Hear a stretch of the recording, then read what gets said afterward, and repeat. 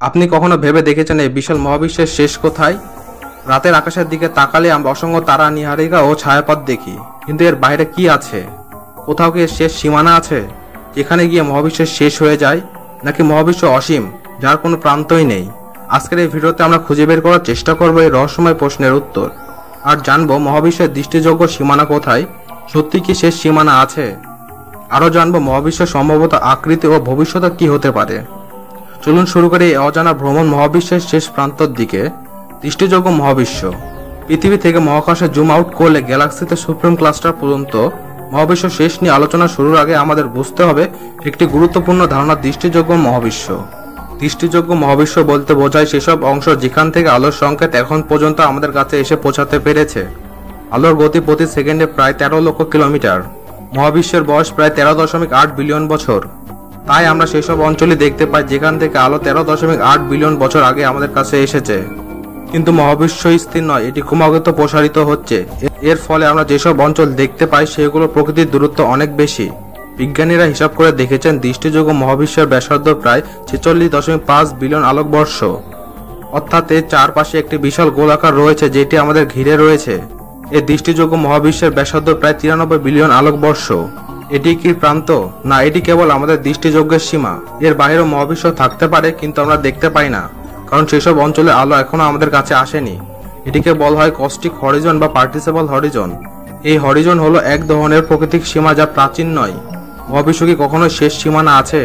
একটি জাহাজকে ভাসতে দেখলে দেখা যায় শেষ পর্যন্ত দিগন্ত আর দিগন্ত। প্রশ্ন হচ্ছে, মহাবিশ্ব কি কখনো সত্যি শেষ হয়? আমরা সাধারণত ভাবি কোনো কিছু শুরু হলে এর শেষ প্রান্ত থাকা উচিত, যেমন একটি শহর বা সমুদ্রের তীরে শেষ হয়। কিন্তু মহাবিশ্বের নিয়ম আলাদা। মহাবিশ্বের কোনো প্রাচীন নেই। আধুনিক বিজ্ঞানীরা মনে করেন মহাবিশ্বের কোনো বাস্তব প্রান্তও নেই। এর অর্থ হলো আপনি যেদিকে ভ্রমণ করেন না কেন, কোনোভাবে কোনো দিগন্ত বা কোনো দেওয়ালের সম্মুখীন হবেন না যেটি মহাবিশ্বের শেষ।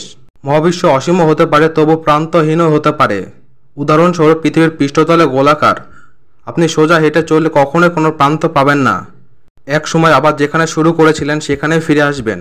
মহাবিশ্ব তেমনই চক্র ও প্রান্তহীন হতে পারে। মহাবিশ্ব অসীমও হতে পারে।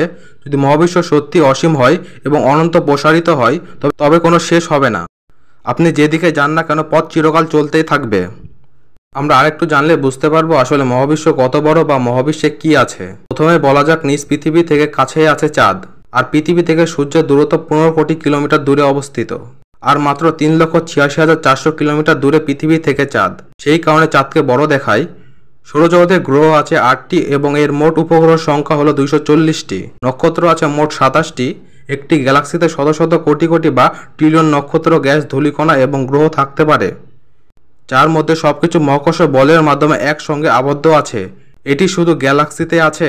পর্যবেক্ষণযোগ্য মহাবিশ্বে আনুমানিক 200 বিলিয়ন থেকে ট্রিলিয়ন গ্যালাক্সি রয়েছে। গ্যালাক্সি আনুমানিক গ্রহ নক্ষত্র সংখ্যা কম বেশি হতে পারে, কারণ কোনো কোনো গ্যালাক্সিতে 100 ট্রিলিয়নেরও বেশি নক্ষত্র থাকতে পারে। হাবল টেলিস্কোপের পর্যবেক্ষণ আনুমানিক এই ধারণা করা হয়েছে। এবার আসা যাক মহাবিশ্বের আকৃতি নিয়ে। মহাবিশ্বের আকৃতি বুঝতে হলে আমাদের জানতে হবে স্পেসের জ্যামিতি। বিজ্ঞানীরা 3টি প্রধান সম্ভাবনা দেখান। Number 1, flat universe.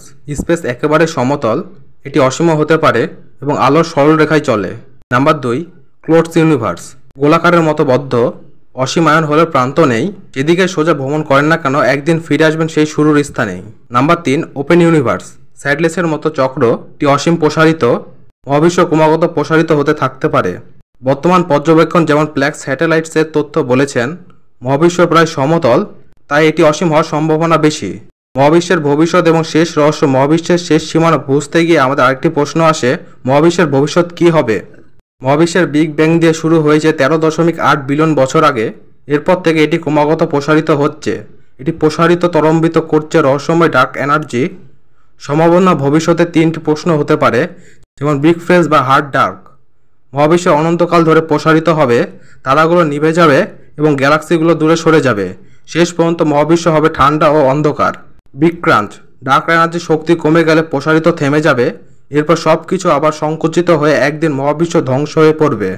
বিগ রিপ, যদি ডার্ক এনার্জি ক্রমাগত বৃদ্ধি পায়, গ্যালাক্সি, তারা, গ্রহ, এমনকি পরমাণু ছিঁড়ে যাবে। তাহলে প্রশ্নের উত্তর কি? মহাবিশ্বের শেষ সীমানা কোথায়? এর কোনো বাস্তব প্রান্ত নেই। আমাদের চোখে যা শেষ মনে হয় সেটি শুরু দৃষ্টিযোগ্য মহাবিশ্বের সীমার। এর বাইরে আরও অসংখ্য গ্যালাক্সি, নক্ষত্র, গ্রহ থাকতে পারে, কারণ আসল হিসেব কেউ দিতে পারবে না। মহাবিশ্ব এমন এক বিশাল রহস্য যা আমরা পুরোপুরি বুঝতে পারিনি। সম্ভব একদিন প্রযুক্তির উন্নয়ন হলে আমরা তা আরো গভীরভাবে জানতে পারবো, কিন্তু আমাদের উত্তর হলো আপাতত মহাবিশ্বের কোনো শেষ নেই, এটি অসীম ও প্রান্তহীন বক্স। এবার বলেন তাহলে আমরা এই প্রকৃতির কাছে কত ক্ষুদ্র এক প্রাণী। এই বিশ্ব ব্রহ্মাণ্ডে আমরা মানুষ কতটা ক্ষুদ্র তার কারোর সাথে উদাহরণ দিয়ে বোঝানো যাবে না। আপনি কি মনে করেন মহাবিশ্ব সত্যি অসীম, নাকি এর শেষ প্রান্ত খুঁজে পাওয়া যাবে এক সময়?